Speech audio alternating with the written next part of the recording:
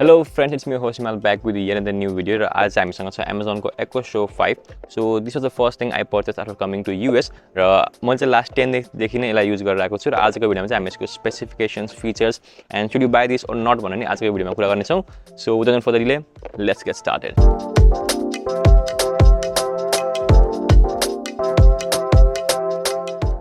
So this is the Amazon Echo Show 5. यो चाहिँ basically एउटा स्मार्ट स्पिकर हो जुनमा चाहिँ एउटा डिस्प्ले टच स्क्रिन डिस्प्ले पनि कनेक्ट गरेको छ.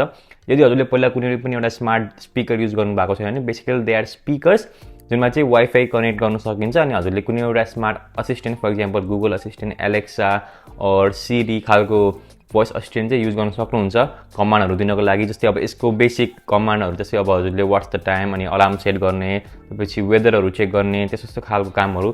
त्यो सँगसँगै यदि हजुरले चाहिँ अब होम अटोमेसनमा जस्तै अब हजुरको घरमा स्मार्ट बल्बहरु छ, स्मार्ट अप्लायन्सेसहरु छ जुनमा चाहिँ गुगल असिस्टेन्ट, एलेक्साहरु सपोर्ट गर्छ भने चाहिँ तिनीहरुलाई पनि कन्ट्रोल गर्न सक्नुहुन्छ.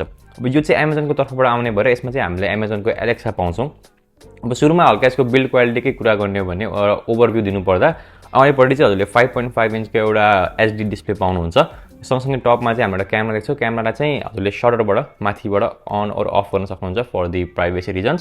त्यो सँगसँगै माथि हेर्ने भने हामीले भोल्युम कन्ट्रोल बटन्स र त्यो सँगसँगै माइकहरु पाउँछौँ. यसमा चाहिँ आई थिंक अराउन्ड 4टा माइक छ. त्यसको साइडमा चाहिँ हामीले माइकलाई पनि म्युट गर्ने बटन पाउँछौँ. अब ब्याकपट्टि हेर्ने भने चाहिँ पुरै यो लाइक सफ्ट के भन्ने अब कपडा खालकै टेक्सचर दिएको छ. त्यो सँगसँगै पछाडिपट्टि चाहिँ हामीले अब एउटा माइक्रो युएसबी पोर्ट, त्यो चाहिँ मेनली अब कुनै फर्मवेयर अपडेटहरु गर्नु पर्यो भने युज गर्न सकिन्छ र त्यो सँगसँगै पावर केबल हाल्ने पोर्ट छ भने बटममा चाहिँ हल्का रबर खालको फिनिश दिएको छ जसले यो टेबलमा हाल्दा चाहिँ खासै त्यो मुभ हुने स्लाइड हुने चाहिँ हुँदैन. तलपट्टि चाहिँ हल्का एयर भेन्टहरु छ र अगाडिपट्टि अघि भने जस्तै त्यो डिस्प्ले पाउँछ. So that's all. Box connect कुरा गर्ने भने हजुरले हेर्न सक्नुहुन्छ यु गेट द डिभाइस. यसपछि युजर म्यानुअलहरु छ भने चाहिँ पावर केबलहरु मात्र हुन्छ. अब यसको फिचर्सहरुको कुरा गर्ने त्यसपछि म यसको प्राइसिङ र अवेलेबिलिटीको बारेमा कुरा गर्छु र मैले चाहिँ यो कतिमा लिए भनेर नि कुरा गर्ने छु. सो यसको अब मेन अघि भने जस्तै मैले मेन फिचरहरु भनेको एज अ क्लक, हजुरले as a smart clock use गर्न सक्नुहुन्छ यसलाई टेबलमा राखेर. त्यो सँगसँगै अब असिस्टेन्टले गर्न सक्ने सबै कामहरुले गर्छ. प्लस यो स्मार्ट डिस्प्ले भएको कारण चाहिँ हजुरले यसमा एक्स्ट्रा थिङ्सहरु यसमा परफर्म गर्न सक्नुहुन्छ. जस्तै यसले Amazon प्राइम भिडियो सपोर्ट गर्छ अनि यसले नेटिभली नेटफ्लिक्स पनि सपोर्ट गर्छ. त्यो सँगसँगै हामीले ब्राउजरको थ्रु यसमा टिकटक, युट्युब खालको भिडियो प्लेटफर्महरु पनि युज गर्न सक्छौं.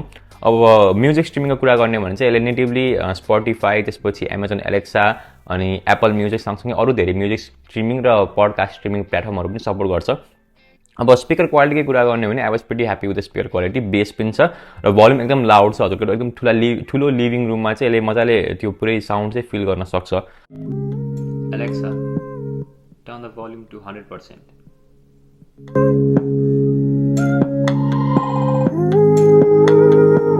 Alexa, skip the song.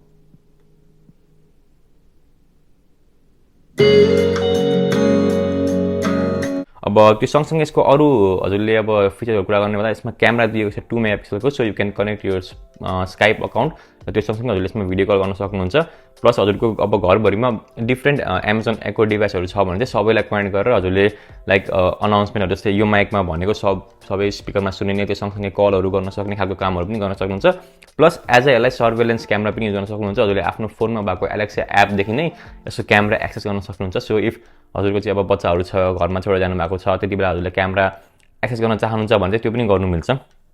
So pretty much यही हो यसको फिचरहरु चाहिँ. अब मैले पहिला पनि गुगलको स्मार्ट स्पिकरहरु युज गरिरहेको थिएँ. सो अमेरिकामा आएपछि मेरो फर्स्ट टेक पर्चेस नै यही थियो किनभने यो चाहिँ सेलमा थियो. बेसिकली नर्मली यसको प्राइस चाहिँ अराउन्ड $85 हुन जान्छ. यो चाहिँ 5.5 इन्चको भेरिएन्ट हो भने चाहिँ यसको एउटा 8 इन्चको भेरिएन्ट पनि छ.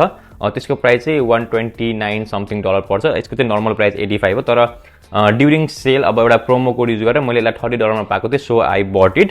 $30 को लागि I think it's pretty worth किनभने अब एज अ यसलाई एउटा ब्लुटुथ स्पिकर जसरी नि युज गर्न सकिन्छ र त्यो सँगसँगै स्मार्ट स्पिकर भइहाल्यो. अनि म्युजिक स्ट्रिम गर्न यतिकै पढ्ने बेलामा ब्याकग्राउन्ड म्युजिक के चाहियो भने त्यस्तो खालको कामको लागि यो निकै हेल्पफुल छ. अझ एउटा कुरा हजुरले चाहिँ यसमा लाइक आफ्नो Amazon फोटोज एपबाट आफ्नो फोटोहरु ब्याकअप गरेर यसमा फोटोहरु स्लाइड शो गराउने खालको कामहरु पनि गर्न सक्नुहुन्छ. और कुनै पर्टिकुलर डे को फोटोहरु देखा भने ठ्याक्क त्यो फोटोहरु देखाइदिन्छ. So it's a pretty nice feature. So I think for the price of $30 it's really worth it.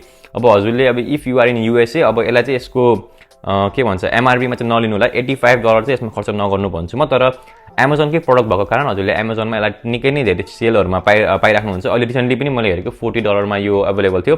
So if हजुरले सेलमा पाइराख्नु छ भने चाहिँ यु क्यान गेट इट। अब नेपालमा चाहिँ यो अफिसियली आएको छैन। इफ मैले कतै हाम्रो बजारतिर कतैको लिङ्क पाएँ भने चाहिँ तल डिस्क्रिप्सनमा दिनेछु। So that's all for this video. I hope you enjoyed this video and I will catch you in my next video.